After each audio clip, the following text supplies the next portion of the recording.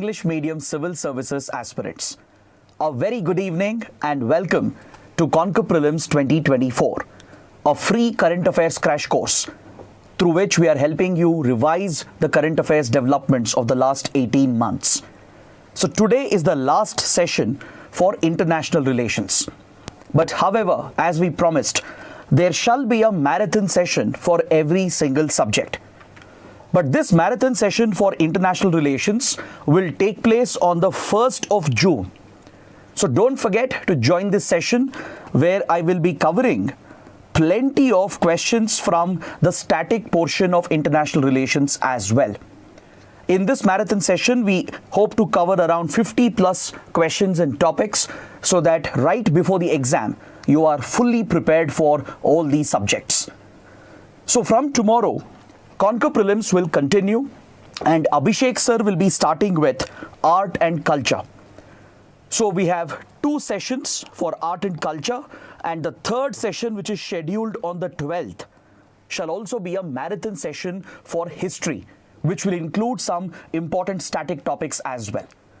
For the entire schedule of the crash course, you can just join our Telegram channel. We keep updating the schedule and share the links of these sessions as well. Now, before we start today's discussion, please note that Unacademy has extended the special offer on the prices of our IAS courses. Based on popular demand, Unacademy has agreed to extend this special discount offer so that students can make use of this discount to enroll for the English online program, which has started from 7th of May. It's a one-time offer available. It's been extended till 11th of May, and the course shall be available at just 25,000 rupees. After 11th, it would be increased to above 60,000 rupees. So do ensure you make use of the offer if you wish to enroll for the program. Now, before we start today's discussion, do let us know what you think about the series. If you have liked the questions, the topics that we have discussed, and if it is helping you in your revision, in your preparation, please let us know in the comments. Don't forget to press the like button and do subscribe to our channel. So let's get started with the first question, and I want you to take part in the poll which will be launched for every question. Let's keep the session engaging and as interactive as possible. So this is a match the following type of question. In fact, there is a certain theme that I have chosen for the first 5 questions. They are focused on certain important ports and locations that were in news, which can be very, very important for our upcoming prelims exam. So on the left side, we have few important ports that were in news matched with certain countries. You need to check whether these pairs are correctly matched, or in this case, the question is asking how many of these pairs are incorrectly matched. So this is where you have to be very careful. In UPSC question paper as well, there can be certain questions asking you to identify the correct statements or the correctly matched pairs. But there will be few questions here and there which will be asking you to identify the incorrect ones. So you have to pay attention to the question, every single statement, because you should not end up marking the wrong answer even after knowing the topic. That would be the greatest tragedy. That's why even in our crash course, we have tried including as many such questions as possible. So look at the first pair. Piraeus port has been matched with the country of Jordan. Haifa has been matched with Greece. Jebel Ali has been matched with Saudi Arabia. The poll is already live. Do let me know which of these are incorrectly matched. You can take a few seconds.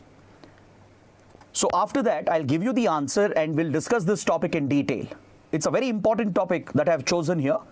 So let's see how many of you know where these strategic ports are located. A number of students are saying option B, only 2, almost 37%. But some of them are saying option C as well. Okay, let's evaluate this. The Piraeus port is not located in Jordan. It is located in Greece. Piraeus is a historic port of great civilizational value, and even today it has a lot of strategic importance. I'll show you through a map where Piraeus port is located. Next, the Haifa port is not located in Greece. It's located in Israel.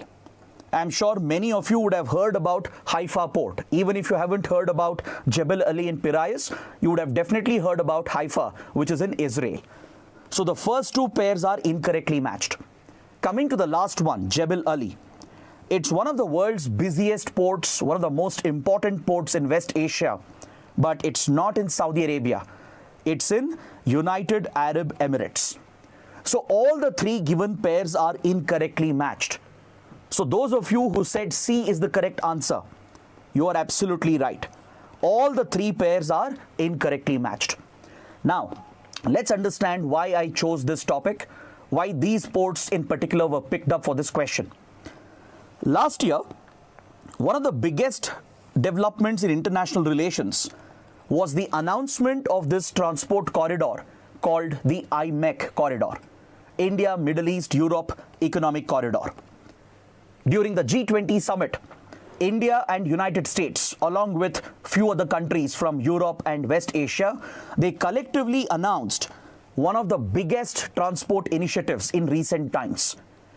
The plan is to connect India with West Asia and Europe.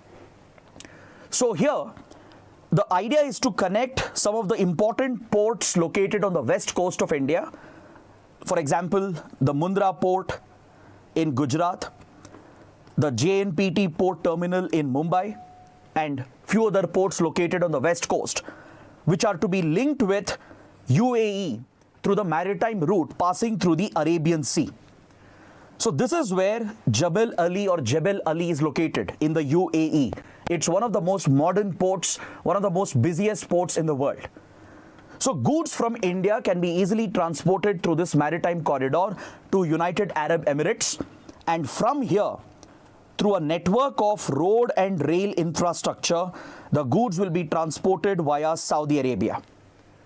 There is a very important land port between UAE and Saudi Arabia, which is Al Guwafait. This is a very important land border crossing point located in the UAE. From here, the goods will be transported towards Harad in Saudi Arabia, which is a major industrial town, and it also has railway infrastructure, from where the goods can be transported towards Al Haditha in Saudi Arabia, towards the Jordanian border. So from here, through this road and rail network, the goods will move to Jordan and then to Israel to reach the port of Haifa, which faces the Mediterranean Sea. Recently, Adani Ports from India has won the contract to maintain and develop the Haifa port. And the city of Haifa has a historic connection to India as well. It was Indian soldiers who defended the city of Haifa during the World War. So from here, a sea route through the Mediterranean will connect with the Piraeus port in Greece, which is one of the most ancient ports in the world. Since ancient times, India has had trading links with the Greek Empire through the Piraeus port.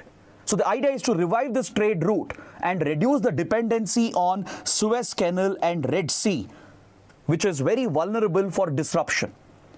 The route via Suez Canal and Bab el-Mandeb is extremely vulnerable. So this is the alternate route which has been proposed by India, US, and few other countries. So let's see which other countries are part of this initiative. Apart from India and US, Saudi Arabia, UAE, the European Union is also a signatory to the initiative, then Italy, France, and Germany.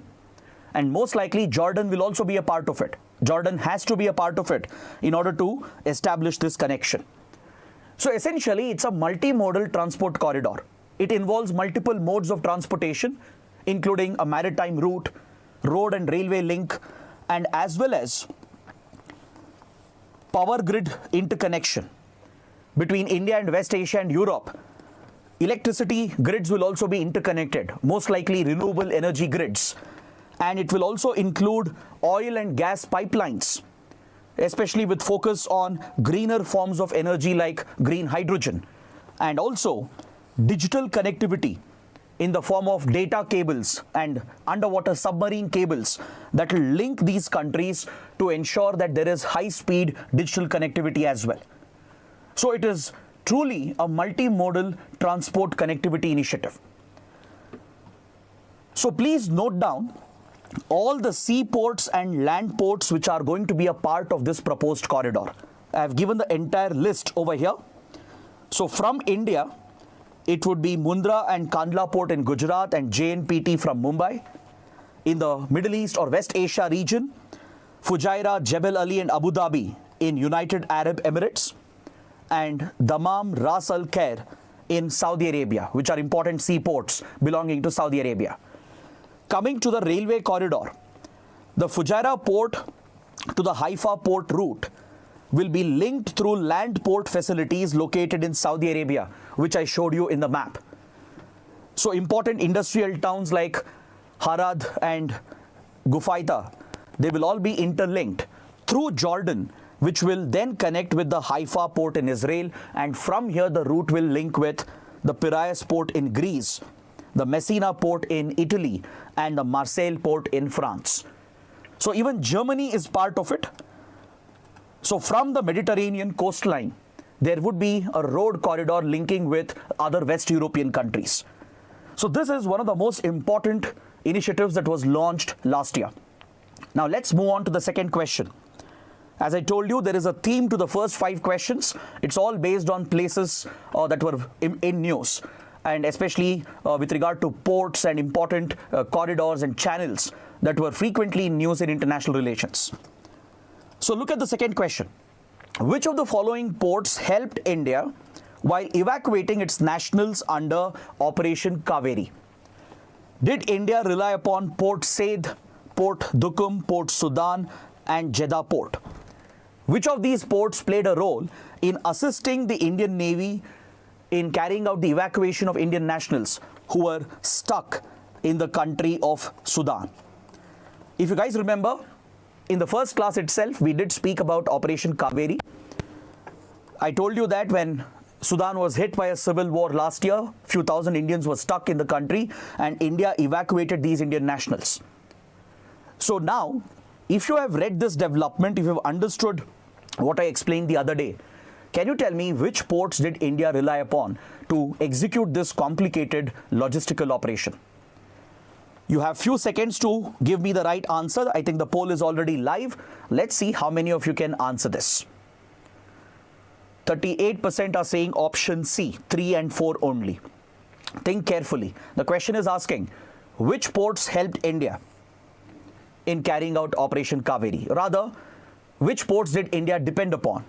Which ports were useful for India in executing Operation Kaveri? Most of them are still saying option C. All right. Let me give you the right answer and then I'll provide the explanation. The correct answer here would be option D. India did rely on all the 4 ports. I know many of you are saying just Port Sudan and Jeddah port because this is where the evacuation primarily happened. But as part of Operation Kaveri, India did rely upon Port Said and Port Duqm as well. So let's see where these ports are located and how exactly these ports played a role in helping India to carry out this complicated evacuation. See, when the civil war broke out in Sudan, fortunately for India, a few naval ships of the Indian Navy, they were docked in Port Said, located over here in Egypt, near the Suez Canal. India, Egypt were involved in a naval exercise, and an Indian naval ship, INS Sumeda, was already docked over here. So as soon as the crisis broke out, the civil war broke out in Sudan, so from Port Said, the Indian naval ship was diverted towards Port Sudan. So all the Indians who were trapped in the country, they were evacuated, they were brought to Port Sudan that faces the Red Sea over here. And from here, they were transported to Jeddah port in Saudi Arabia. With the help given by the authorities in Saudi Arabia, India managed to pull out its nationals and evacuate them to the Jeddah port. And from here, Indian Air Force flew the Indians back home to India. Then coming to the Duqm port, or port of Duqm, it's another strategically important port in the region that belongs to the country of Oman. So Indian Navy has gained access to the Duqm port. India and Oman have very good strategic relations, and Indian Navy has been given access to the Duqm port for logistical support. So fortunately, when this crisis broke out in Sudan, there were Indian naval ships stationed at Duqm port, undergoing repairs and taking resupplies at the Duqm port in Oman. So some of the naval ships which were used in the operation were diverted from here, and they could quickly reach Port Sudan to carry out the evacuation so that Indians could be safely brought into Saudi Arabia, that is into Jeddah, from where they could be airlifted back into India. So essentially in Operation Kaveri, all the 4 ports did play a role. Of course, the primary evacuation was between Port Sudan and Jeddah, but Indian naval ships docked at Port Said and Port Duqm were also extremely useful in the operation. So the question is primarily to help you understand the location of these important ports. Is that clear? So I hope you have got your answer and your explanation. Now, let's look at question number 3. Again, a match the following type of question. On the left, we have a list of strategic places that were in news, and they are matched with the countries there where they might be located in. So please check how many of the pairs are correctly matched. The poll will be live very soon. Sabang has been matched with Malaysia. Agalega has been matched with Maldives, and Assumption has been matched with Mauritius. Now let's see how many of you know where these important places are located. Ravi Teja says, sir, I have never heard of these places. Then that is the purpose of the class, to make sure that you have heard about these places, you know where they are located, why they are important, so that if there is a question, you can mark the right answer. 34% are saying option A, only 1 is correctly matched. Okay, let's see what's the correct answer. Sabang and Malaysia is an incorrect match. Where is Sabang located? Anyone in the comments? Sabang is actually a port. It's a naval base and a port located in the country of Indonesia. So first pair is incorrect. Agalega is a strategic island, but it doesn't belong to Maldives. It belongs to Mauritius. I'll explain why they were in news. I'll come to that point. Then finally, Assumption. Again, it's a strategic island, a very small island in the Indian Ocean, but it does not belong to Mauritius. It belongs to Seychelles.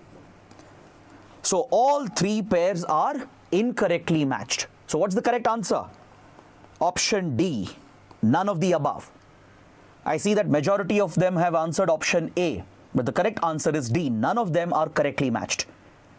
So let's understand the explanation behind this. First, let's look at the Sabang port. Please look at this map. This is where the Sabang port of Indonesia is located. Can you tell me which island is this? Anyone? Does anyone know which island is this which belongs to Indonesia, where Sabang port is located? By looking at the map, you can tell that Sabang port actually has a very important location. Very good. This is the Sumatra region, the Sumatran island of Indonesia.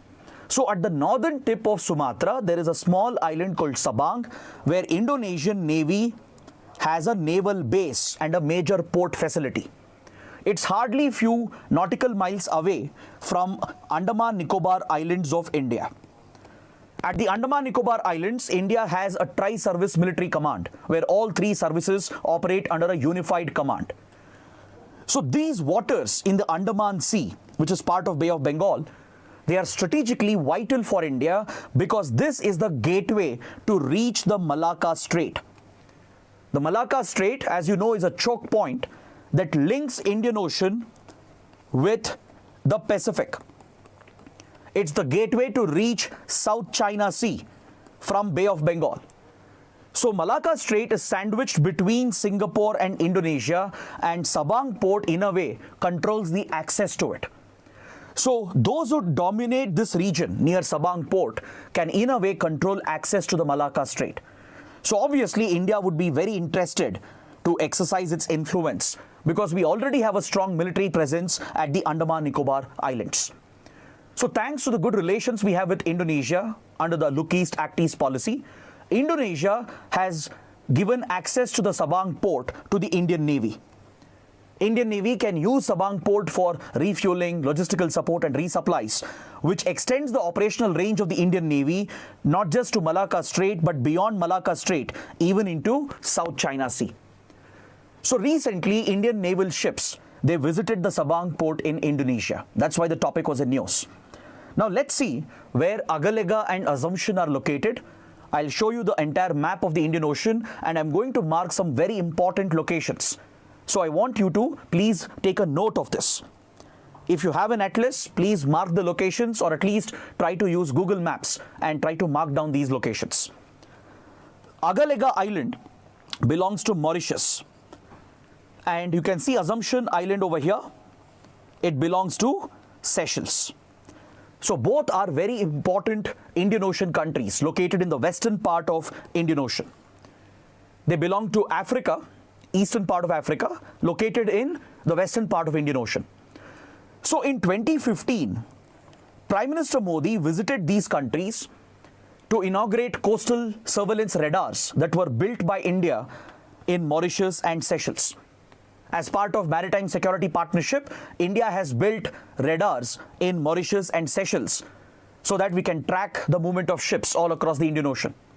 So during this visit, PM Modi announced the launch of the Sagar Doctrine. When PM Modi visited these countries, Mauritius and Seychelles, to inaugurate the coastal surveillance radar, that is when the Sagar Doctrine was launched. Security and growth for all countries in the region. So during this visit, Seychelles and Mauritius, they leased these two islands to India. Mauritius signed an agreement with India to lease Agalega Islands to India. Seychelles also signed an MOU to lease Assumption Island to India. And the proposal was to create infrastructure, transport infrastructure on these islands, to build an airstrip and to create port and jetty facilities so that ships and aircraft can be stationed at these islands. India, Mauritius and even India, Seychelles, they have claimed that these are commercial projects meant for improving connectivity, improving transportation and for providing economic benefit. But strategic experts believe that these projects could very well have a strategic angle. Potentially, they could be used as military bases of India. And recently, just a couple of months ago, the leaders of India and Mauritius inaugurated an airstrip and a jetty built by India at the Agalega Islands. Just 2 months ago, an Indian-built airstrip and jetty on Agalega Island has been made operational. So that is why the topic becomes very, very important. So this is India's way of countering the presence of other foreign navies in the region. For example, China has a significant military presence in the Indian Ocean. You can look at the Colombo port and Hambantota port in Sri Lanka. China already has a dominating presence near these port facilities, and in the last 1 year, Chinese naval ships and spy vessels have repeatedly docked at Colombo and Hambantota. So India sees this as a strategic threat. In Maldives, where China's influence is again growing under the leadership of Mohammad Muizzu, who's seen as an anti-India leader, the Marau Atoll, which is a very small atoll belonging to Maldives, it has been leased to China, and China is building military-grade infrastructure at Marau Atoll in Maldives. So all these Chinese projects around India, including the Gwadar port in Pakistan, the Kyokfu port in Myanmar, the Chittagong port and the Paira port in Bangladesh, and many others in the region, they are believed to be part of a Chinese strategy to encircle India, which is called String of Pearls strategy. Western countries, even India, many think tanks, analysts, they all believe that China has a strategy called String of Pearls to encircle India, contain India in the Indian Ocean by building a series of strategic port facilities. They appear to be economic projects with a commercial purpose, but if required, they can be easily turned into potential military bases. Now, China's presence has extended towards Africa as well. There are some important ports present here, which were also in news, and I'm going to mark them for you. Please look at East Africa. In Kenya, you have the Lamu port, where China has made investments and China has modernized the Lamu port. because the main port in Kenya, Mombasa, which is again a historical port, has been under a lot of strain of late. So China, as part of its Belt and Road Initiative, has made a lot of inroads into East Africa. East Africa is extremely crucial for India because there is a strong Indian presence. You have a strong Indian community in Kenya, Tanzania, etc. So whatever developments happen in East Africa could directly affect India, right? So China has made deep inroads into East Africa, and it has invested in the Lamu port in Kenya, which is one of the most modern ports coming up in East Africa. Then can you see Bagamoyo? Again, a historical port in East Africa that belongs to Tanzania, which is again built by China. And in Mozambique, you have the Beira port, which overlooks this channel, that is the Mozambique Channel.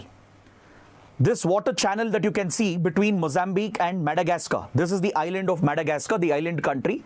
So between Madagascar and Mozambique, you have the Mozambique Channel, and this strategic port, the Beira port, overlooks the Mozambique Channel. This also has been built by China, sponsored by China, built by China. So China has a significant presence across the East African coastline. And coming to Djibouti over here, near the Horn of Africa. This is Horn of Africa, right? This here is Gulf of Aden. So as you move towards this narrow strait, that is Bab el-Mandeb Strait, which is again a choke point, many countries have a military presence in the country of Djibouti. Djibouti overlooks the Bab el-Mandeb Strait, which is the gateway to Red Sea. If you have to access Red Sea, right, you need to pass through the Bab el-Mandeb Strait, which is a narrow choke point. And multiple countries have a military presence here to ensure that the shipping channel is protected and not disturbed by any extremist activities.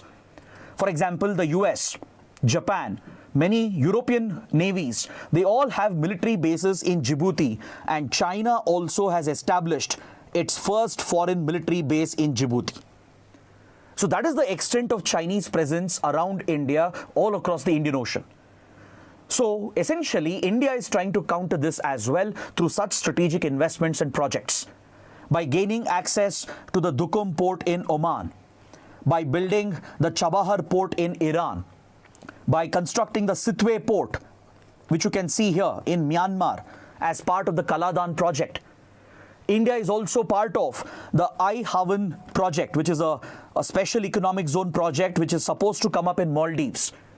But because of the friction in India-Maldives relations, the project has not taken off, but India is supposed to invest in the I-Haven SEZ project. But one recent development, one big development for India is the inauguration of the airstrip and the jetty at Agalega Island belonging to Mauritius. So the other major naval power here would be the US. The US has a strong naval presence in West Asia, which we studied yesterday when we spoke about the combined maritime forces. In Djibouti as well, US has a military base. And can you see this island, Diego Garcia, in the Indian Ocean? Right, this region is supposed to belong to Mauritius as part of the Chagos group of islands, as part of the Chagos archipelago. But this island is held by Britain. Britain never decolonized some of the islands of the Chagos group. So it's a British Indian Ocean territory. And after the World War, Britain has transferred this to the US. And today, US maintains one of the biggest military bases in the world at Diego Garcia, right below India. So these are some important port facilities, naval stations, and strategic locations that you should be familiar with, because many of these places were in the news over the last 1 year. So UPSC might ask a direct question, a map-based question, or a match the following type of question. So here in the map, you can see the Agalega Island of Mauritius. You can also see the airstrip and the jetty and port facility that India has built at the Agalega Islands. So that is why the topics are very, very important. Now let's look at question number 4. Please read the question. Very simple, straightforward question. But let's see how many of you have heard about this economic corridor. The LAPSSET economic corridor, seen often in news, is located in which region? Is it in Southeast Asia, East Africa, East Europe, or East Asia? The poll is live. please go ahead and try to attempt this particular question. Where is the LAPSSET economic corridor located? Have you heard about it? Yes or no? It was in the news last year as well. I'm sure for many of you this might be a new topic. You may not have heard about it. I know that. So that's the whole purpose of these sessions, to help you cover these topics which you may not have covered otherwise. 38% are saying Southeast Asia. Okay, let me give you the correct answer. The correct answer is option B. The LAPSSET economic corridor is located in East Africa. It stands for the Lamu, Port Sudan and Ethiopia Transport Economic Corridor. It's one of the most important transport corridors in East Africa. It connects the Lamu port, which we just saw in Kenya. Please look at the map here. You can see the Mombasa port, the historic Mombasa port in Kenya. Mombasa port is already overburdened. It's one of the major ports in East Africa. It's already overburdened. So China has helped Kenya in building the Lamu port, which has become a trading hub. So from here, a transport industrial corridor has been set up that links Kenya with some of the neighboring countries like South Sudan, Ethiopia, and even Uganda. These countries are part of this project. The idea is to link Lamu with South Sudan and Ethiopia and establish infrastructure projects such as expressways or road networks, railway corridors, and even industrial corridors and tourist facilities to boost the transportation of goods, improve the logistics in the region, and also to promote tourism in the region. So this project is funded by the African Development Bank, and it is frequently in the news as far as East African affairs are concerned. Since India has major interests in the region and China is countering the Indian influence, I feel that the LAPSSET economic corridor can be important for the exam. Is that clear? So it stands for Lamu Port South Sudan Ethiopia Transport Corridor. So just know which countries would be a part of it. Kenya, Ethiopia, South Sudan, Uganda, and few others. But these are the 4 major participants in the LAPSSET economic corridor project. Next, let's look at question number 5. The question is related to the Sulina Channel, which was also in the news. Now you need to identify why was the Sulina Channel in news in the context of the affairs of which country or which region was Sulina Channel reported in the news. Some of you might have heard about this, so let me know. Is it because of the drying up of Panama Canal? You might have heard that Panama Canal has become inoperational because of droughts in Central America. Panama has not received enough rainfall. The lakes, rivers have run dry, which feed the Panama Canal. And I hope you know Panama is a strategic canal connecting the Pacific with the Atlantic. It creates a shorter route by passing the South American shipping route. So is it because of that? Or is it because of Ukraine grain trade? Because of the ongoing conflict, Ukraine's grain shipments have been affected. There was one initiative to facilitate the grain shipments, but Russia had quit this initiative. So is it because of the grain supply of Ukraine that Sulina Channel was in news?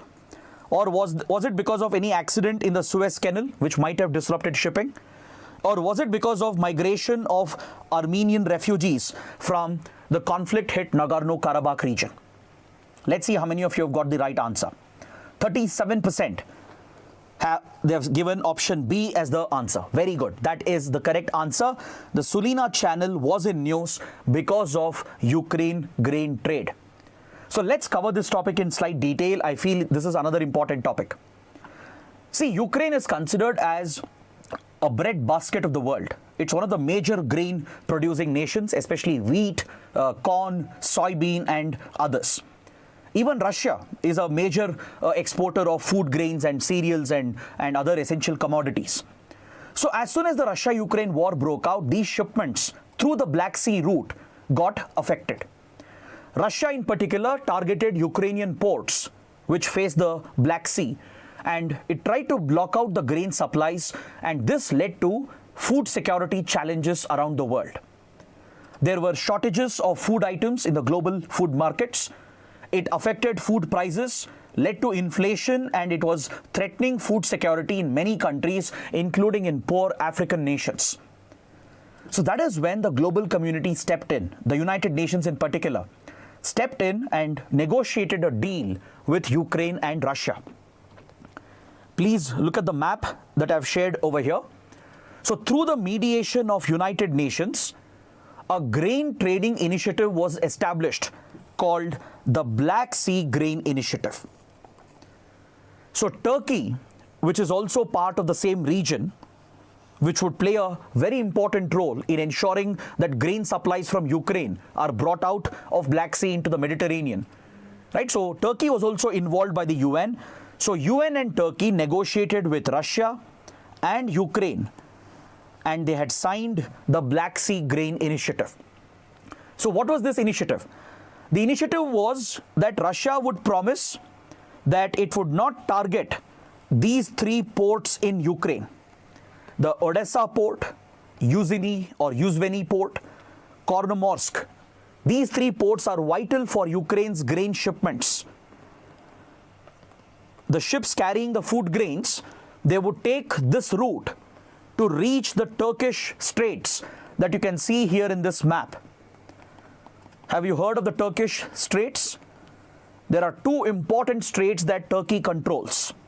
One is the Bosphorus Strait over here that links the Black Sea with the Sea of Marmara near Istanbul. And the other is the Dardanelles Strait, linking Sea of Marmara with the Aegean Sea, which further connects with the Mediterranean Sea. So whatever Russia and Ukraine export through the Black Sea passes through the Turkish straits of Bosphorus and Dardanelles. And according to an international convention, it is Turkey which controls both the straits. Now please find out which convention is this that provides Turkey the authority to control the Turkish straits. Mention that in the comments after the live stream ends.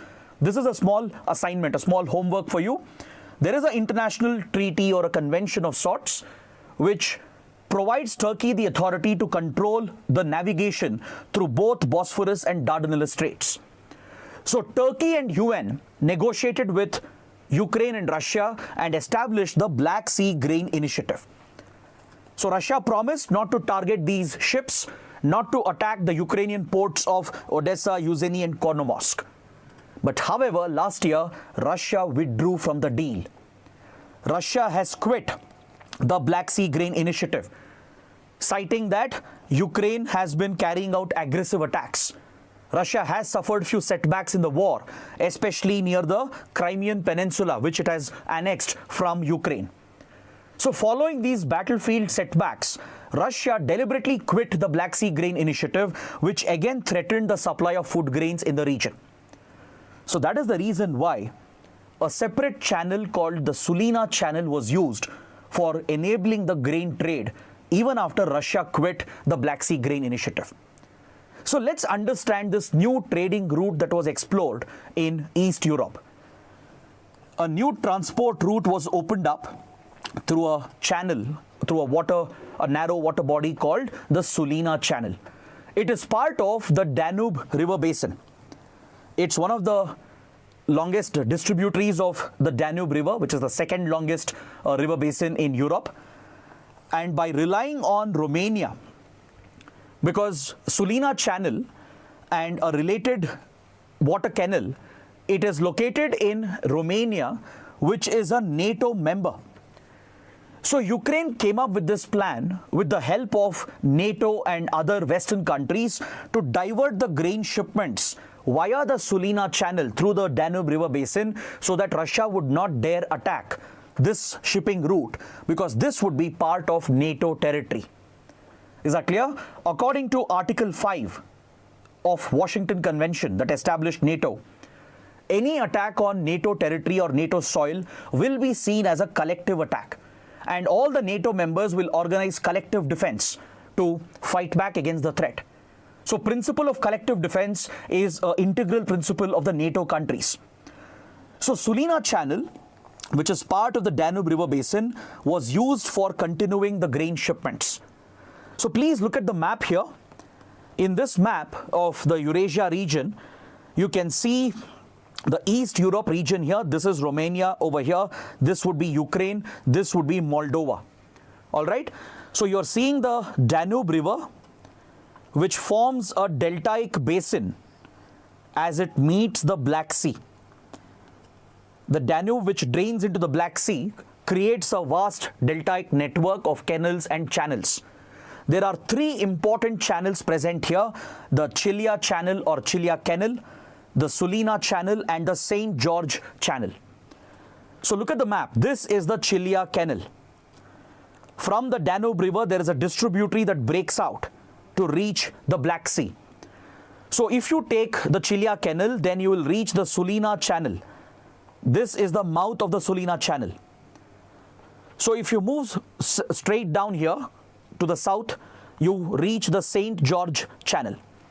Now, why am I marking all these locations? Because I'm going to show you the new shipping route that Ukraine has relied upon to continue its grain trade.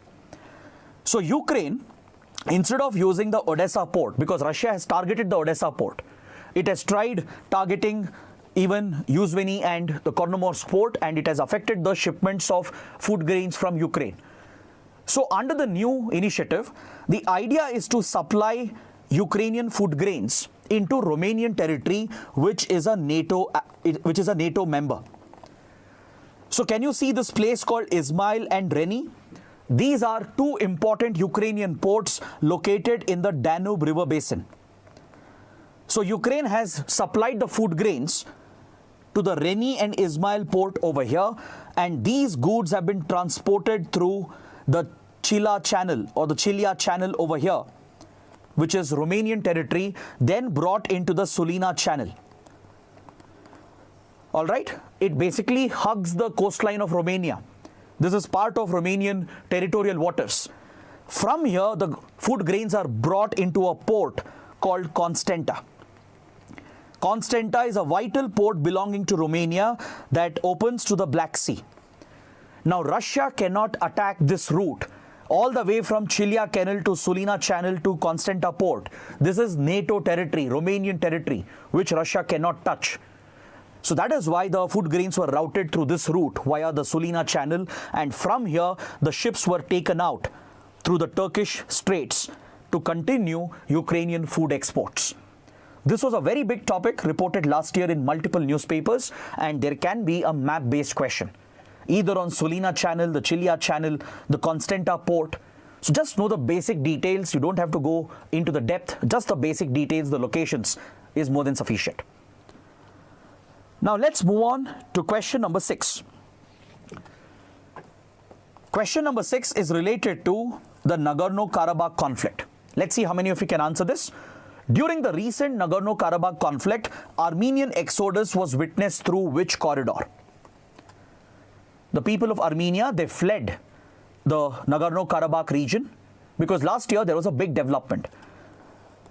Azerbaijan, it launched a major operation, offensive operation against Armenia, and it almost entirely has occupied the Nagorno-Karabakh region, which has been a disputed region between Azerbaijan and Armenia. So following the annexation of the region by Azerbaijan, Armenian people who were trapped in this enclave, they fled Nagorno-Karabakh through a land corridor, and they migrated back towards mainland Armenia because they feared that Azerbaijan could retaliate against the Armenian population. It might try to wipe them out. There might be large-scale attacks against them. So Armenians who were in Nagorno-Karabakh, they fled through this land corridor back into mainland Armenia. That was the exodus that happened last year. It was a humanitarian situation. Many organizations expressed concern about these developments, and it was widely covered in newspapers. Now, do you know which land corridor was used by the Armenians who were fleeing into Armenia? Let's see how many have given the right answer. Very good. 74% have said option B, the Lachin corridor. That is indeed the correct answer. Option B is absolutely correct. So please look at the map. Here you can see both Azerbaijan and Armenia located over here, both former Soviet territories. After Soviet Union disintegrated, these two countries were born, but Nagorno-Karabakh region was disputed between them, with both sides claiming it.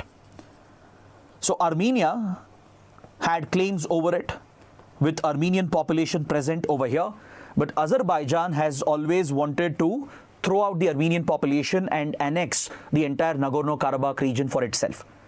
So this has been a long-standing issue. There is a 3-decade history behind it. But in the last 3-4 years, the conflict escalated. It led to minor conflicts between the two sides, and last year, Azerbaijan launched a major offensive with the support of Turkey and other countries. It launched a major offensive into Nagorno-Karabakh, and it has annexed the territory. So following this, the Armenian population, they feared that there will be retribution against them, and they started fleeing back to Armenia. So there is a narrow land corridor over here, which is the only link between Nagorno-Karabakh and Armenia. This is the Lachin corridor. This narrow land corridor here, this is the route through which Armenians fled back into Armenia. That triggered a humanitarian situation here. So Lachin corridor was frequently in the news, and you should know where it is located. Now let's take up question number 7. Question number 7 is related to India-China relations and the border security as far as the India-China border is concerned. Which of the following Indian initiatives is or are aimed at the development of border villages along the Chinese border? Is it Integrated Rural Development Program, Border Area Development Program, Vibrant Villages Program? Select the correct answer from the code below. Which of these initiatives have the aim of improving India's village infrastructure, border village infrastructure, and promote development in border villages, particularly along the Chinese border? Please think and then give me the answer. Think carefully, look at the options carefully. The poll is also live. Many of them are saying option D, 2 and 3 only. Okay, let's evaluate this. See, the first one is incorrect. It's not related to border development. But 2 and 3, both are correct. Both these initiatives are aimed at improving India's border infrastructure, and both of them will apply for the border villages present along the Chinese border. I'll explain this in detail. Just wait for a few minutes. So, Border Area Development Program and Vibrant Villages Program, both of them will help in improving India's border village infrastructure along the Chinese border. So, correct answer would be 2 and 3. Option D is the correct answer. Now, let's understand what is Border Area Development Program and how is it different from Vibrant Villages Program. Both are important topics. I'll explain this in detail. I'll tell you why the topic can be important for the exam. See, Border Area Development Program is actually a very old government program. It was started in the 1980s with focus on the Pakistani border in order to improve facilities and infrastructure in border villages and to provide for development in border villages. The Border Area Development Program was launched in the 1980s. Initially, it was a pilot project. So, along the border states of Pakistan, like Punjab, Jammu and Kashmir, Rajasthan, Gujarat, etc., in these border states, right, within few kilometers from the international border, a development program was initiated. See, the logic behind such programs is that when it comes to your international borders, it's very important to ensure that your border villages are well developed. They should have good connectivity, good road infrastructure. They should have electricity supply, water supply. There should be livelihood opportunities present, because the border population will play a critical role in ensuring your border security. If the government is taking care of these border villages, providing better development, then the people in these border areas would be pro-India. They would act as the eyes and ears of the government and the security forces if they monitor or watch any untoward development, or if they spot any suspicious movement by the neighboring states who might be hostile. they might report this immediately to the security forces, border guarding forces, or the intelligence agencies. So it's very, very important to keep the border areas in favor of the nation, to promote the spirit of patriotism and ensure that the people in these areas are acting as eyes and ears of the government. All right, so that is one purpose. Second, if a border area is disputed, like let's say India-China border, if you have enough border population and border villages present, in a way that justifies our claims as well. Now imagine if we don't care about the border villages, if we don't create the infrastructure and provide the facilities, why will people reside in those areas? Over a period of time, they will all migrate towards other cities or other states to find better livelihood. These villages will be abandoned, right? And as these border villages become abandoned, it might weaken our claims when there is a disputed boundary. And that too, when the hostile country is populating villages on the other side, building model villages on the other side, and trying to justify and enhance its border claims. And on the other hand, we have empty villages which have been abandoned. That is going to weaken our claims. That is why it is essential to motivate the people to ensure they stay where they are. You need to discourage migration of people in border areas through creating such incentives. If you provide all the facilities, why will the people here move out of the region? Provide good education, good water supply, road and other infrastructure. Create livelihood opportunities, right? Spread awareness amongst them as well. Ensure that there is close interaction between the people in the border areas and with the security forces and intelligence agencies, so that they can pass on any information which they come across. So when you do this, you will ensure that the border areas will be safer, plus we can justify our claims, it will strengthen our claims if there is a standing dispute. So that is why developing the border villages is extremely crucial. So the Ministry of Home Affairs, which is responsible for border security, launched this program called Border Area Development Program. It was started out on an experimental basis towards the Pakistani border in the 80s, and it became a very big success. There was a lot of progress seen through this initiative, and it was quickly expanded to cover all the border states. In the 1990s, the program was expanded to cover all the border states, not just the border villages facing the Pakistani border, but even the border villages facing China, Nepal, Bhutan, Myanmar, and even Bangladesh. So all these border villages present across multiple states were covered under this program. Initially, this program was entirely funded by the central government, 100% funded by the center. Basically, it was a central sector scheme. But recently in 2015, it has been converted into a centrally sponsored scheme where center provides 90% of the funds and states raise the remaining 10% of the funds. The funding is in a 90:10 ratio after it was converted into a centrally sponsored scheme. So state governments are also expected to raise 10% of the funds needed. So through Border Area Development Program, we have created better infrastructure, better facilities in our border villages across all the land borders of India, including the border villages facing China. So obviously BADP is helping us improve our infrastructure in border villages facing China. Now coming to the next program, Vibrant Villages Program. This was recently in news. The Modi government has launched this new initiative. It was announced in the 2023 budget.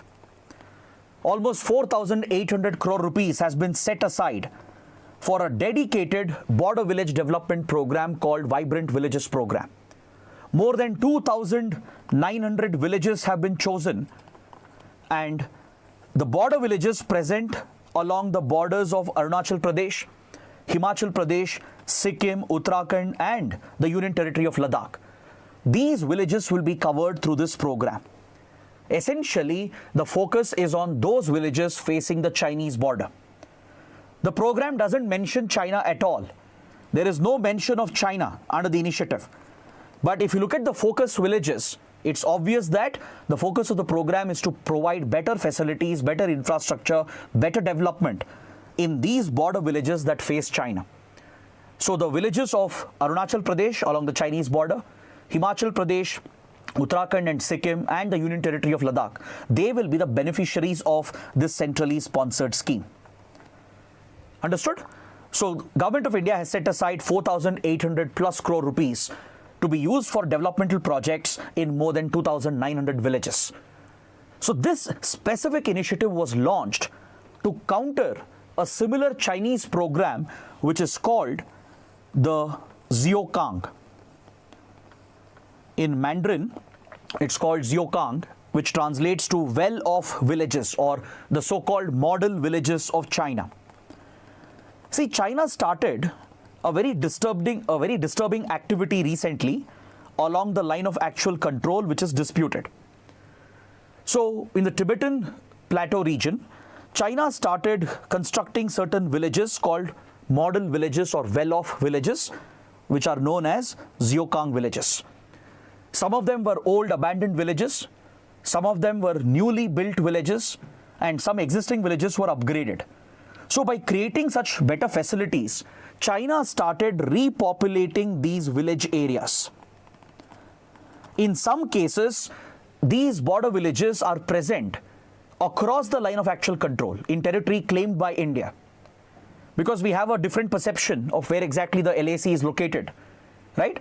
So there are certain places along the disputed boundary where these so-called model villages are coming up on the other side of the boundary that is essentially in Indian claimed territory. Even towards the Bhutan's border as well, China has built these so-called model villages, and it's bringing population from other parts of China, from interior China, and it's trying to repopulate these border villages basically to enhance its claims with regard to the border dispute with India. So the Chinese population being brought here, they will not only act as eyes and ears of the Chinese security forces, right? They'll not only keep a watch on Indian military activities, but they could actually play a role in case of war and conflict. They might provide logistical support as well to the Chinese forces.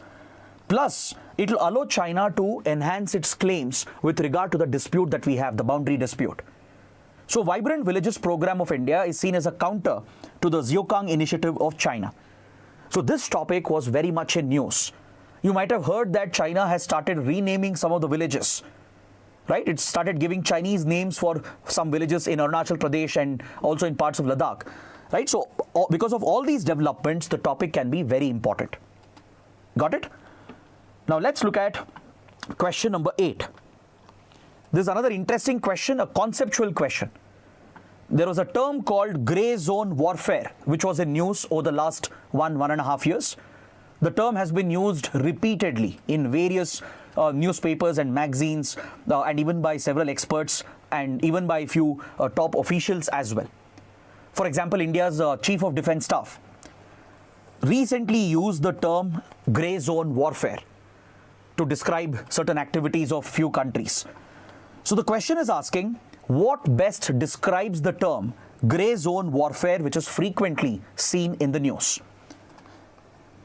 So please go through the 4 options and tell me what's the correct answer. Does it refer to a war involving conventional regular armed forces engaging in overt aggression designed to capture enemy territory? Or is it an unconventional escalation by methods of sabotage, pressure and threats, treading between war and peace? Or is it the employment of private militias, armies or mercenaries to invade and capture strategic border points? Or is it the deployment of cyber and space offensive weapons to completely destroy enemy defenses and enemy infrastructure? What is the correct answer here? Let's see how many of you can get this right. This is a conceptual topic. I'll explain the concept in detail. First, try and give the right answer.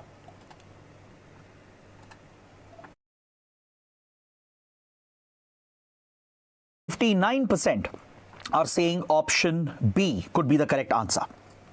Very good. Option B is indeed correct. Amongst the given 4 statements, this statement best describes grey zone warfare. So let's quickly understand what do you mean by grey zone warfare. See, when it comes to relations between two countries, there can be two states that can exist. Either a state of peacefulness, where you have peaceful relations, friendly relations, no dispute, no conflict. Let's say, for example, India-Bangladesh. India-Bangladesh are at peace. India-Bhutan are at peace. We have no war, no conflict as such.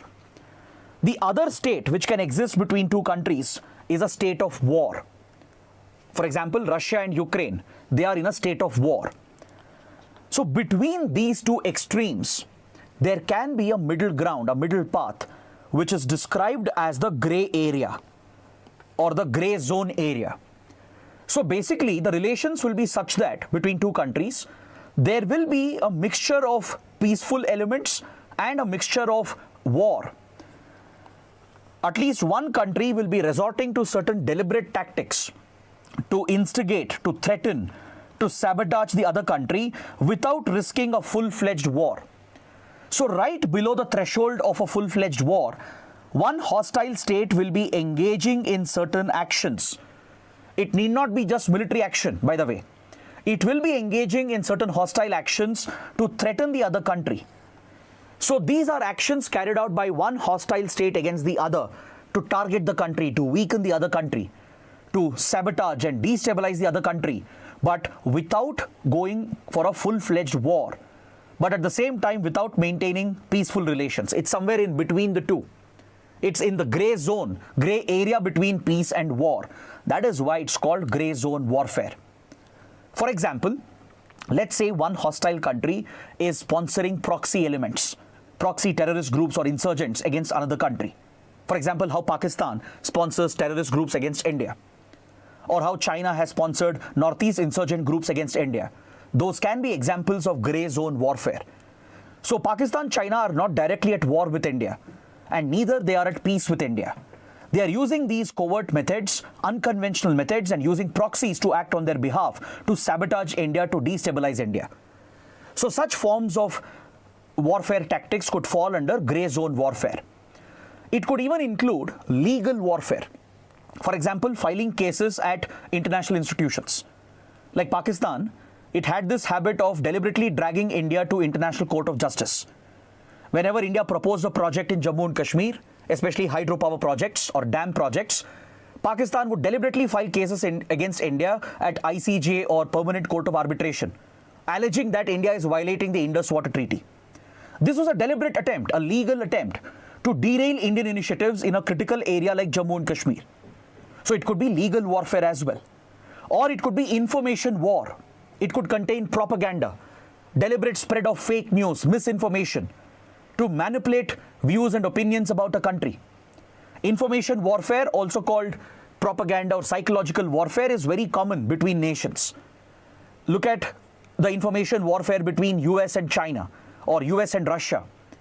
They both try to manipulate the media, manipulate the public opinion, right? They try to manipulate the internet. They use the social media platforms to plant fake news or misinformation, which can create positive opinion for themselves while creating negative opinion for their rivals. So information warfare, war or psychological warfare operations, they are also part of gray zone warfare. Or even aggressive military tactics, like how China gets aggressive in South China Sea. It deliberately carries out interception of vessels and aircrafts passing through, right? Just to threaten the other countries. China is known to disrupt the movement of ships or fire water cannons or try to sink fishing vessels in South China Sea to enhance its claims. Or the frequent incursions China carries out into Indian territory across the line of actual control. That is just short of war. Now, India can't declare war against China just because there was one or two incursions by China in Ladakh. It is just short of war, but at the same time, it's not peace as well. So such tactics which are between war and peace fall into the gray zone category. This is called gray zone warfare, which many countries engage in. China, Russia, North Korea, Pakistan, even the US, even United States, Israel, Iran, Saudi Arabia, they all engage in gray zone warfare tactics because it's a low-cost option. It's the easiest way to destabilize their rivals, to target them and threaten them. So this is a threat and it has been flagged by many Indian officials, Indian experts, because we face grey zone warfare both from China and Pakistan. Is that clear? So if you can understand the concept, you can answer any question based on this. Now let's look at question number 9. It's related to NATO.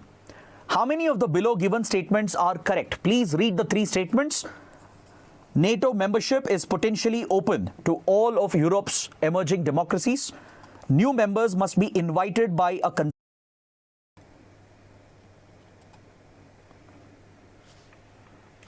Hello everyone, apologies for the technical inconvenience. There was a slight internet issue and we lost the stream unfortunately. But don't worry, we are back with the session and we will start where we left off. We'll again start with question number 9. We have few more questions to go before we end this session for today. Please let me know in the comments if I'm audible, if I'm visible clearly. Great, everything looks good. So let's get started with question number 9. The question is related to NATO and there are 3 statements given for you. NATO membership is potentially open to all of Europe's emerging democracies. New members must be invited by a consensus of current members. NATO membership is contingent on a country's military forces being under firm civilian control. How many of these statements are correct? The poll will be live very soon. Read the question again and then give me the right answer once the poll is live. Now let me tell you why NATO is important. In the recent months, 2 new members have joined NATO. Along with that, NATO is constantly in the news because of the ongoing Russia-Ukraine conflict. So as a result, NATO and membership to NATO becomes very important as a topic. So let's understand what is the process of becoming a NATO member. What's the criteria? I'll also explain some basic facts. But first, check whether these 3 statements are correct. Almost 52% of the students are saying option C is the right answer. Very good. This is indeed the correct answer. All the 3 given statements are correct. Now let's discuss this in slight detail. Recently, Sweden and as well as Finland, both these European countries from the Scandinavia region have joined NATO as full-time members. So that is the context. So what is NATO? NATO is an intergovernmental military alliance of the Western countries that was established after the Second World War. After the Second World War ended, a Cold War rivalry broke out between the Western democracies and the Eastern Communist bloc. So it was primarily a geopolitical rivalry between the American power bloc, which included the West European democracies, and the other bloc led by Soviet Union, Communist Socialist Soviet Union. So as the rivalries kept escalating through the late 1940s, some of these Atlantic powers, led by US and West European countries, they established a military alliance called NATO, North Atlantic Treaty Organization. It was founded in 1949 by signing the Washington Convention. And today there are 32 member states who are part of this military group. Is that clear? There are 29 European states, including the 2 new European states that have joined the group, 2 North American states, that is United States and Canada, and also Turkey, a Eurasian power, is also a member of NATO. It's headquartered in Brussels, Belgium. These are some basic facts. Now let us understand the expansion of NATO that we have witnessed over the years. Especially after the Cold War came to an end, post-1991, NATO has aggressively spread its reach and influence from Central Europe towards Eastern Europe. Several former Soviet republics, they have been brought under the NATO grouping. For example, the Balkan countries, the Baltic states located over here.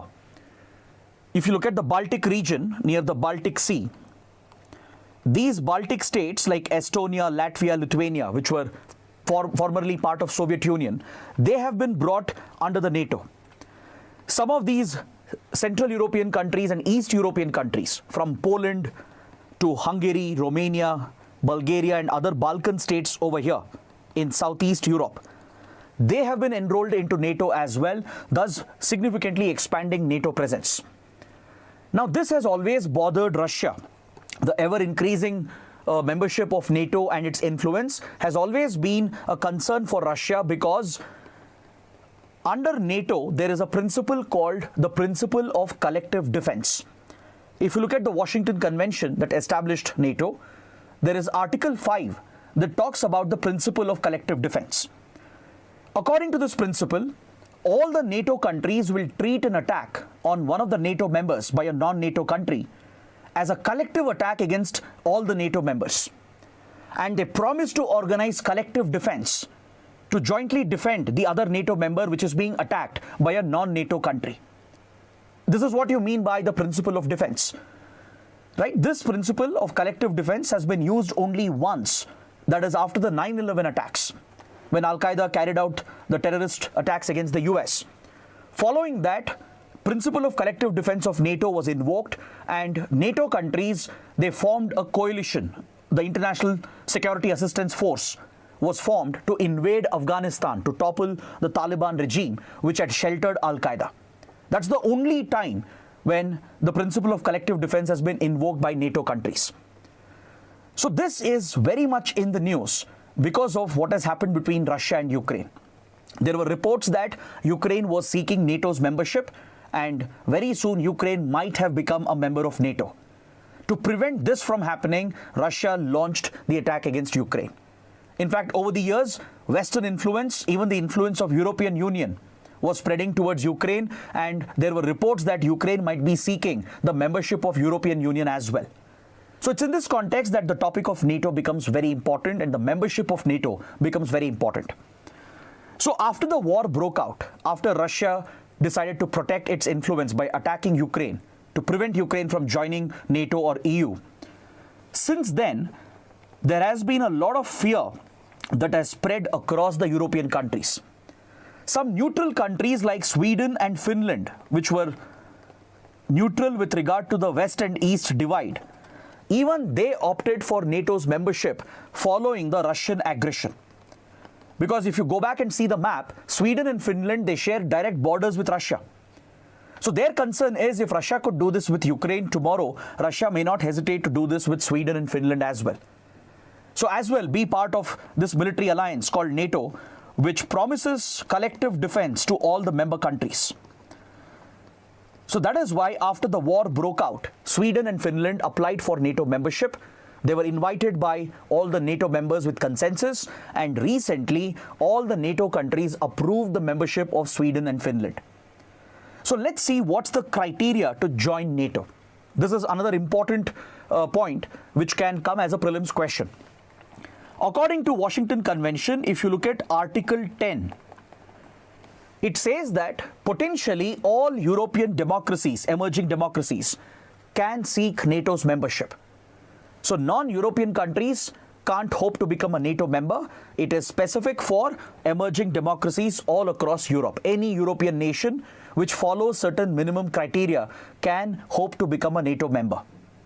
There is no clear-cut criteria, but there is a minimum criteria which is used by the other NATO members to decide whether a new member should be accepted or not. For example, it has to be a democracy. NATO does not accept dictatorships and authoritarian governments. It has to be the rule of law. It has to be a constitutional democracy that tolerates diversity, respects minority groups.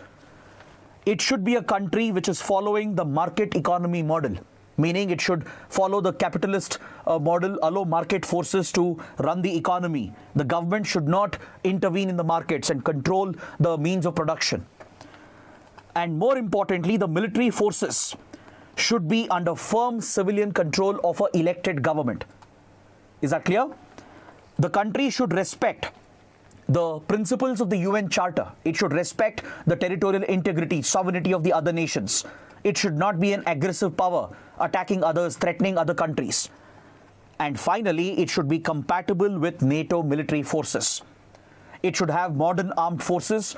It should spend at least 2% of its GDP on military modernization and defense, so that the country is fully prepared and it has the latest military hardware to help and assist other NATO countries if the need arises. This also has emerged as an issue recently. Recently in the US, Donald Trump, the former president, has been alleging that other NATO countries are not contributing enough. Many European countries, their defense expenditure has fallen below the 2% minimum of the GDP, and US has stepped up its expenditure and also its contribution to NATO. So essentially, Donald Trump's argument is that NATO has become a burden for the US government as US is footing the bill for NATO's military expenditure and other members are not contributing enough. So Donald Trump has stated that if he is elected back to power, he might even withdraw US from NATO or at least fund the additional, stop the additional funding that US is providing to NATO. So this has led to divisions emerging within the NATO military alliance as well. So that's why the topic can be important. So please make a note of the minimum criteria needed, and the decision to admit a new member is taken by consensus. All the existing members have to approve the membership, and some of them, if they have an internal process where they have to get it ratified by their parliaments, they have to get the ratification, and only then a new country can be admitted. Recently, Turkey and Hungary, they actually created problems for Finland and Sweden. They withheld their approval, and as a result, Sweden and Finland's membership was delayed. According to reports, they were doing it because these two countries are closer to Russia as well. But finally, they got the proposal ratified in their parliaments. They finally gave the approval, following which both Sweden and Finland have joined NATO as full-time members. So that's what makes this topic very, very important. Let's move on to question number 10. It's a straightforward question, but related to a very important topic. Which of the following countries are part of European Free Trade Association, EFTA? Look at the four options given. This group was frequently in the news. I'm sure many of you can give me the right answer here. Let's see how many of you can get this answer right. Is it Norway, Finland, Ireland, Belgium, Iceland, Switzerland, Austria, Denmark? Or Norway, Switzerland, Iceland, Liechtenstein, Iceland, Ireland, Sweden, and Denmark? What's the correct answer? Very good. As I expected, I know it's an easy question. Almost 98% of the students have given option C as the right answer. Very good. That is indeed the correct answer. So let's understand what is EFTA, why was it in news? Recently, India has signed a trade agreement with EFTA countries. It was a very big development because after many years, India has started favoring trade agreements again, free trade agreements. In 2022, we signed a FTA with United Arab Emirates. We signed a limited trade agreement with Australia as well. And now we have signed the TEPA, Trade and Economic Partnership Agreement, with EFTA countries. It was such a big development that even Prime Minister Modi tweeted about this. So let's see which are the EFTA countries and understand some basic details about EFTA group. The European Free Trade Association includes these four countries: Norway, Iceland, Liechtenstein, and Switzerland. These four countries, they are not part of the European Union Customs Union. In fact, EFTA, it emerged as a parallel group to the European Union. Before the EU was formed in 1990s, before that we had a group called European Economic Community, which was a economic grouping, a political and economic grouping of some European nations, led primarily by France, Germany, and others. So back in 1960s, when European Economic Community had been established, which is the predecessor of the EU, some countries were not very eager to join the European Economic Community because they had certain concerns regarding the common customs union and trading area. So some of them went ahead and established a parallel group, a parallel trade association, through the Stockholm Convention that was signed in 1960. Initially, 7 countries were part of it. They were referred to as the Outer 7, as they did not join the European Economic Community. These European countries were called the Outer 7, which stayed out of the European Economic Community.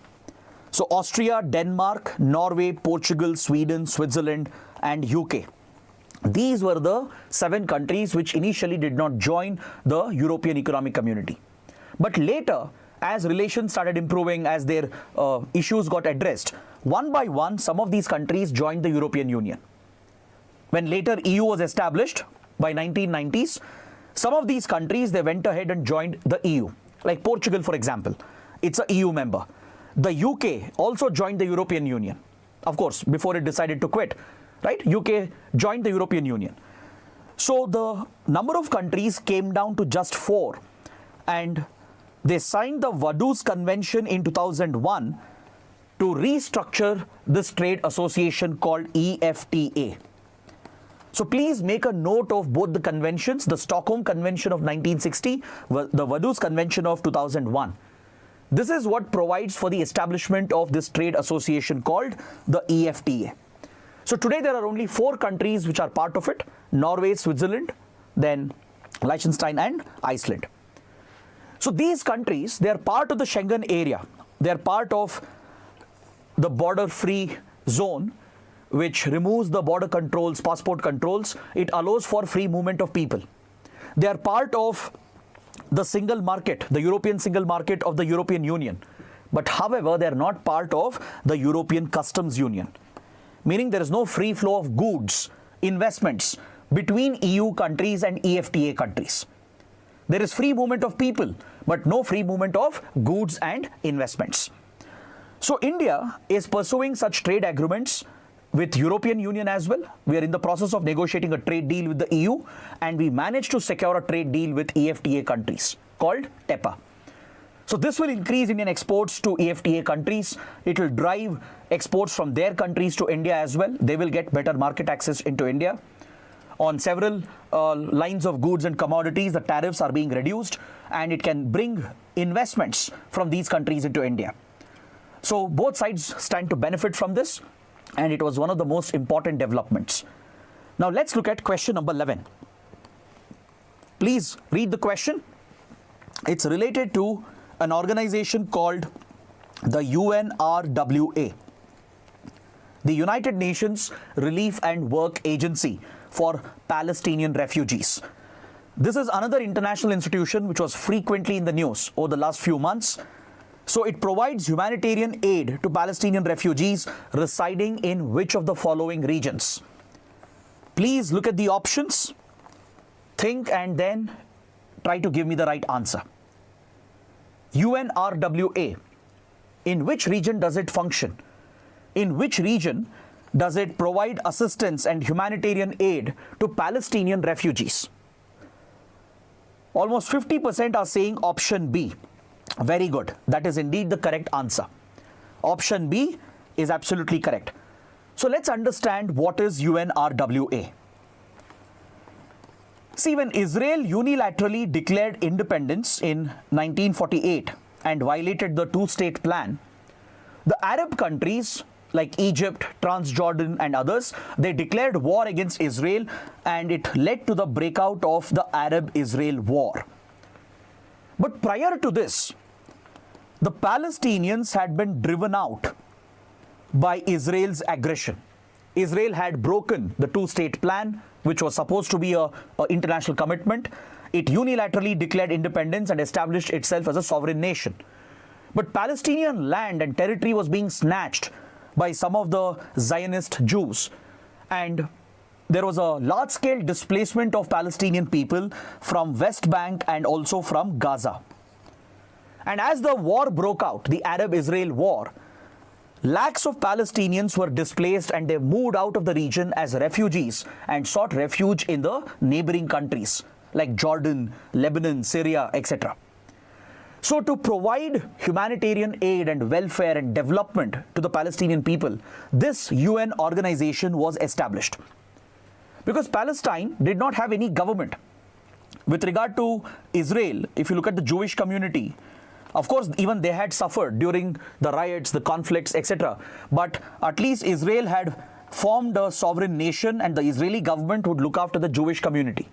But who would look after the Palestinians? That was the question. So United Nations established UNRWA in 1948 following the war, and it started functioning from 1949. Its primary responsibility is to provide welfare, development, any assistance and humanitarian aid for Palestinian refugees who are located in these territories. It covers not just the Palestinians in Gaza Strip and West Bank, but also the refugees found in Jordan, Lebanon and Syria, the neighboring countries. So this organization employs the Palestinian people. More than 30,000 Palestinians work for it, and it receives donations from countries around the world. Many countries, including India, donate, they make contributions to UNRWA. Using those funds, this organization provides for welfare of the Palestinian refugees present in these territories.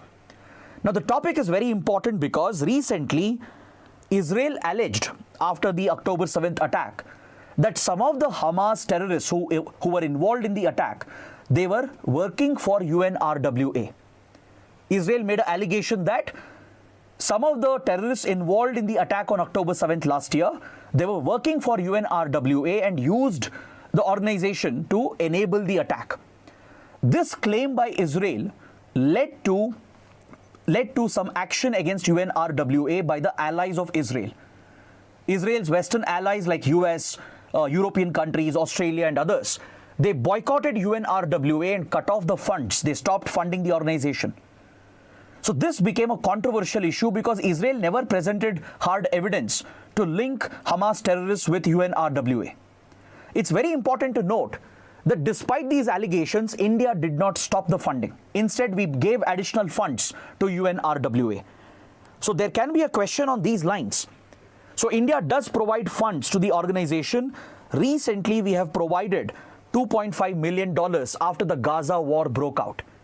We even sent humanitarian assistance through El Arish Airport in Egypt, which was taken through the Rafah border crossing into Gaza to provide humanitarian assistance to the people of Gaza. So this again shows India's balanced position in the conflict. So there can be a question on UNRWA. Please note India continues to fund the organization. Till date, we have given more than $30 million to this UN organization. Now moving on to question number 12. Why does Mauritius celebrate its National Day on 12th of March? I'm asking this question because India-Mauritius relationship was repeatedly in the news. So please look at the 4 options given and tell me what could be the right answer. The Indian Ocean country of Mauritius, it has chosen 12th March as the day to celebrate its National Day. What could be the reason? There is something connected to India, obviously, right? That's why I'm taking this question. So what could be the answer? Let's see how many of you can answer this. Number of students are saying option C, to pay tribute to Mahatma Gandhi and India's freedom struggle. Very good. This indeed is the correct answer. So first, let me tell you why the topic was in news so that you can easily relate to the topic. Last year, Indian President Draupadi Murmu paid a state visit to Mauritius. She was invited by the government of Mauritius to be the chief guest at the National Day, which is celebrated on the 12th of March. So Indian President took part in the National Day celebration as a chief guest, and there is an Indian connection behind it. It's a very interesting story. See, Mauritius is located far away from India. It's, as I said, part of the African region. It's located in Western Indian Ocean, right? But still, if you look at the population, the demography of Mauritius, nearly 68% of its population is of Indian descent. Now, how could this be possible? How can a country located so far away have majority of its population to be of Indian origin? This is because during the colonial times, the British transported Indian families in large numbers to Mauritius under the indentured labor system. In fact, last year there were many articles on indentured labor system as well. So if you find a strong Indian diaspora in many former British colonies, from Fiji to West Indies to South America to Mauritius, the reason is the indentured labor system. Because British Parliament had abolished African slavery by early 1800s. So these British enterprises, they needed new labor to replace the African slaves. So they found a solution in India. They would sign these fraudulent contracts with Indians, transport their entire families to faraway colonies and make them work like bonded laborers. In many cases, they duped Indians as well. They deceived them. They made false promises and they would dump them on these faraway colonies and islands because they needed labor to run their plantations, to maintain their factories, to maintain their colonies. And Mauritius is the first country where the first batch of Indian laborers were taken. It's a very important development. In the year 1834, the first batch of Indian indentured laborers were taken to Mauritius. So the site where they landed is a historical site. It's a monument even today. And it's a UNESCO World Heritage Site. It's called Apravasi Ghat at Port Louis in Mauritius. This is where the first boat carrying Indian laborers landed in Mauritius, right? Basically, they were taken to maintain the sugar plantations. Sugar production is a major economic activity in Mauritius. So the first batch of Indian laborers landed here at this place called Apravasi Ghat. It's a tribute to the Indian migrant workers who were transported here by the British. It's a UNESCO World Heritage Site, and the day the Indians landed is also celebrated as Apravasi Day. It is still marked in Mauritius as Apravasi Day. So later, as India's freedom struggle picked momentum, in Mauritius as well, the Indian community, the laborers, started rebelling against British rule. They started striving for independence. By then, they had heard about Mahatma Gandhi in the early 1900s, who was campaigning in South Africa, Kenya, etc. So they urged Mahatma Gandhi to come to Mauritius to give leadership to their freedom struggle. But by then, Gandhi would come to India by 1915 to give leadership to India's freedom struggle. So what Mahatma Gandhi did was, in between, he had paid a visit to Mauritius. So Gandhian principles, Gandhian ideology had been infused into the freedom struggle of Mauritius. And Mahatma Gandhi also sent one of his closest disciples, Barrister Manilal Doctor, to go and give leadership to the freedom struggle in Mauritius. So in many ways, the freedom struggle of Mauritius was connected to the Indian freedom struggle and rooted in Gandhian principles. So to pay tribute to India's freedom struggle and to Mahatma Gandhi, 12th of March was chosen by Mauritius after becoming independent to celebrate this day as its national day. Because it was on 12th of March that Mahatma Gandhi launched the Salt Satyagraha or the Dandi March. So that is the connection. And also, during the president's visit, India and Mauritius, they signed an agreement to amend the DTAA, the Double Taxation Avoidance Agreement. This was another big development. Now, this has created a lot of concern for investors in India, for the Indian economy. And in fact, even the stock markets crashed a few weeks ago when the amendment was brought out into the public domain. See, from Mauritius, India receives a lot of foreign investment, a lot of FDI. Usually, it's one of the top 3 sources for FDI into India.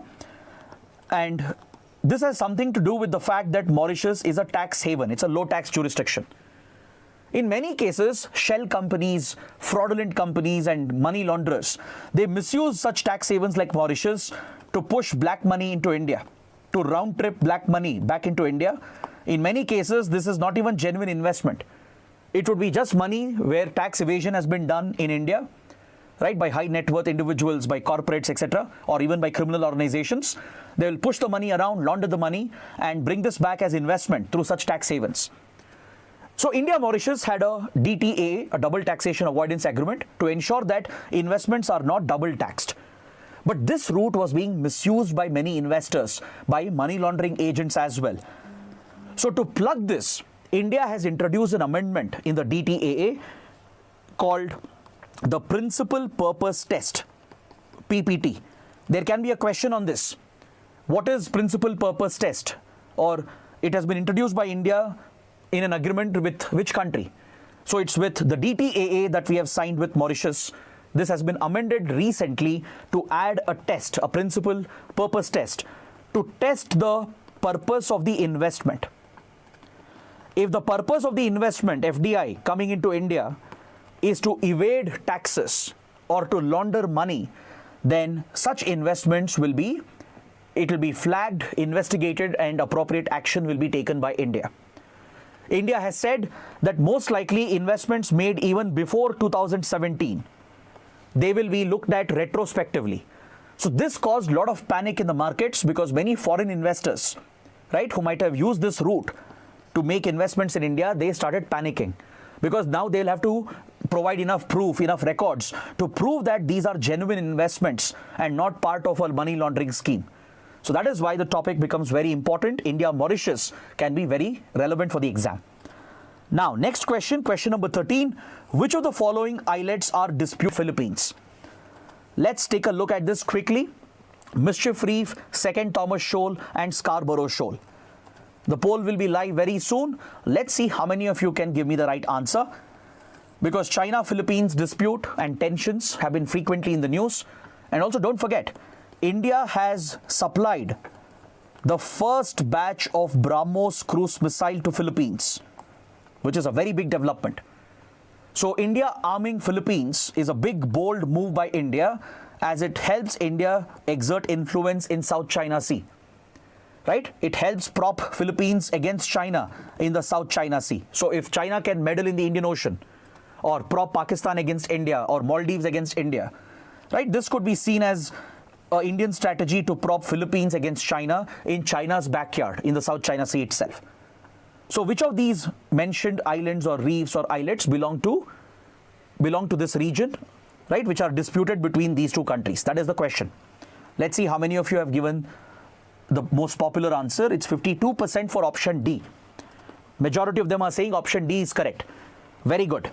All the three, Mischief Reef, Second Thomas Shoal, Scarborough Shoal, all three are part of the South China Sea region and they're part of the dispute between China and Philippines. So let's take a quick look at this topic. China has claimed a large part of South China Sea to itself, which is in violation of the UN Convention on the Law of the Sea. It has drawn this U-shaped imaginary line called the 9-dash line that you can see here. By drawing this, China is claiming this to be its exclusive economic zone, which basically overlaps with the EEZ of many other Southeast Asian countries. So this brings China into direct conflict with Vietnam over the Piraeus group of islands. It brings China into conflict with Malaysia, Brunei and Indonesia as well with regard to Spratly group of islands. It brings China into conflict with Philippines with regard to some islands that are part of the Spratly group, and it includes the Scarborough Shoal that you can see in the map, the Mischief Reef, Second Thomas Shoal, First Thomas Shoal, Half Moon Shoal. All these islets and small reefs are always in the news because every now and then the Chinese Navy and Coast Guard, they keep threatening the vessels of Philippines. They have targeted the fishing boats of Philippines. They have sunk a few fishing boats as well. Chinese vessels have opened fire, as in, if not lethal fire, at least water cannons have been fired at Filipino boats, threatening them and intercepting them in a very aggressive manner, which is a violation of international law. So it's a complete breakdown of rules-based order. UN clause provisions have been blatantly violated by China, and China has been disrupting freedom of navigation, freedom of overflight in South China Sea. So the topic becomes very important. You should be familiar with all these islands and you should know which countries are part of which dispute. For example, China, Indonesia have another dispute over Natuna Island. All right, the Spratly Island dispute is primarily between China, Vietnam on one side, Malaysia, Brunei, Indonesia and Philippines on the other side. They're all party to Spratly Island dispute. Piraeus Island group is disputed only between Vietnam and China. Then if you look at East China Sea, even there China has a dispute with Japan over the Senkaku Diaoyu Islands. The Senkaku Diaoyu Islands. China, Japan have a standing dispute. Right? So these are some of the major disputes. It has turned the region into a flashpoint. So India is actively involved in this. We have a position on the conflict, and recently we have supplied BrahMos to Philippines, which strengthens the position of Philippines against the Chinese Navy. So because of all these reasons, the topic can be extremely important. Now we are coming to the last two questions for today. Look at question number 14. The objective of L.69 Group aligns with G7, G20, G4, G77. Please go ahead and give me the right answer. Let's see how many of you have heard about this group. Over the last few weeks, this particular group called L.69, it is written as L.69. It was reported in the news frequently. So its objective is aligned with which of these groupings? G7, G20, G4 or G77. 44% are saying option D. This is actually incorrect. The correct answer would be option C. So to understand why this is the correct answer, you should know what is L69. Let me explain this. The L69 group, it consists of few developing and underdeveloped countries from Africa, Latin America, Caribbean, and even the Pacific Oceania region. These are the countries primarily which are part of the group. Even other developing nations like India, Brazil, etc., even they are members of L69. L69 does not mean there are 69 countries. It's called L69 because when the group was formed in 2007-2008, they had tabled a document that contained 69 demands. They created an intergovernmental negotiating process to push for reforms of multilateral institutions. The primary purpose of the group was to reform all multilateral institutions which are outdated, such as United Nations, particularly the UN Security Council. They are pushing for reforms of World Bank, IMF, etc. But the primary focus of L69 is to push for UN reforms at UN Security Council, so that new permanent and non-permanent members can be added. All right. So the group consists of 42 countries. Most countries are from Africa, Caribbean region, then Latin America, Pacific Islands, etc. But India is also one of the member countries. India is one of the leading developing nations that provides leadership to L69 group. So this group directly supports the demand of the G4. What is the G4? I think we took up one question in the crash course itself related to the G4. G4 includes India, Japan, Germany and Brazil.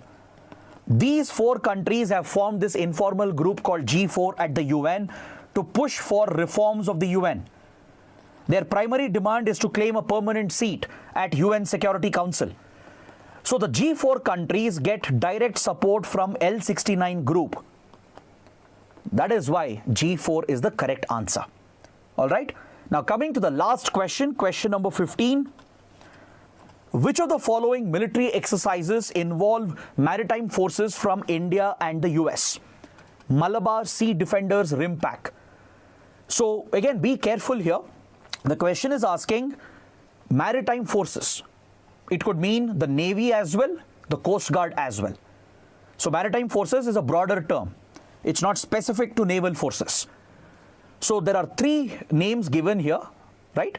You need to check which of them are military exercises involving the maritime forces of India and the United States. Quickly give me the answer. Almost 60% are saying option D is the correct answer. Very good. This indeed is the correct answer. Malabar Sea Defenders RIMPAC. All three are correct. It involves maritime forces from India and US. Let's look at the quick explanation. See, Malabar exercise was started as a bilateral naval exercise in 1992 between India and US. But in 2007, India expanded the Malabar by inviting even Japan, Australia and Singapore along with the United States. We tried to turn the Malabar from a bilateral exercise into a multilateral naval exercise. But China got very angry at India for expanding the Malabar exercise because China saw the Malabar as a threat. It perceived Malabar as an Indian initiative to counter China in the Indian Ocean. So following this, India had returned Malabar exercise back to the bilateral format. From 2008, it was back to a bilateral naval exercise between India and US. But as China got aggressive against India, picked multiple disputes with India, we have invited Japan back into Malabar in 2015. So Malabar became a trilateral exercise between India, US and Japan. And following the latest Ladakh clashes, in 2020, India invited Australia back, and now it has become a quadrilateral naval exercise between India, US, Japan and Australia. But you need to see this separately from the Quad. Quad is a diplomatic grouping, and India has clearly said that Quad has no military purpose. Even though the same countries are involved in Malabar exercise, India has made a distance. It has created a clear distance between Malabar exercise and the Quad. We look at both as separate initiatives. Now coming to Sea Defenders. This is an exercise between the coast guards of the two countries, the Indian Coast Guard and the US Coast Guard. It has been started recently. It was mentioned in the news, and it's one of the big initiatives because it focuses on maritime security, disaster management, etc. Then finally coming to RIMPAC. This is the world's largest naval exercise organized by the US. The US Navy invites several countries, including all the rim countries of the Pacific region.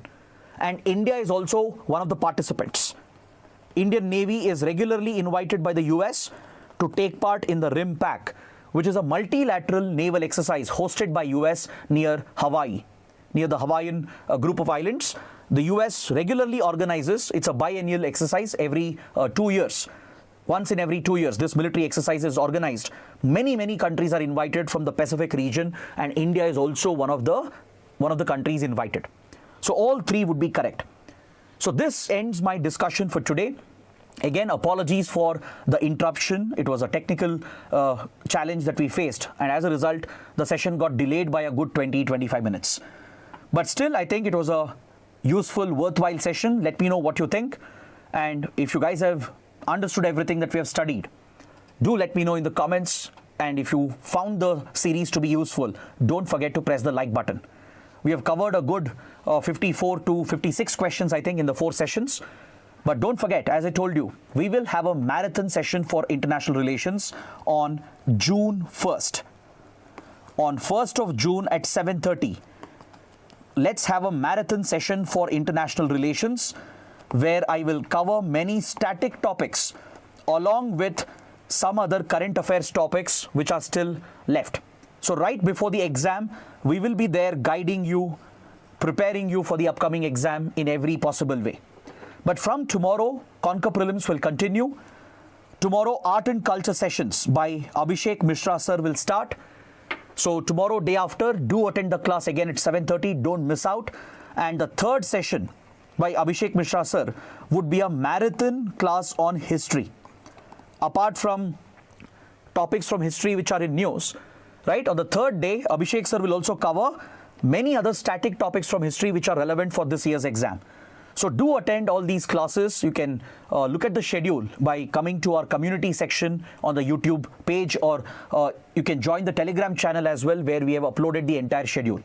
So this crash course will continue till 31st May.